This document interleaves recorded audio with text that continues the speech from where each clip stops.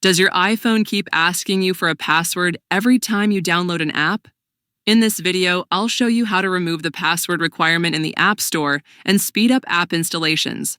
Before we begin, if you're new to my channel, make sure to subscribe and turn on the notification bell so you never miss any new tutorials I post.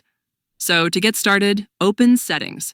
Once you're there, scroll down and find the Screen Time section. When you find it, tap on it. Inside Screen Time, scroll down and under Restrictions, you'll see an option called Content and Privacy Restrictions. Tap on it. Once you're in this section, the first thing you need to do is make sure this option is turned on. If it's not, tap the toggle to enable it so the rest of the settings become available. Next, find iTunes and App Store purchases and tap on it. After that, you'll see several options here. Under Require Password, select Don't Require. Once this is set, you can open the App Store and download free apps without having to enter your password again. And that's it for this video. I hope you found it helpful.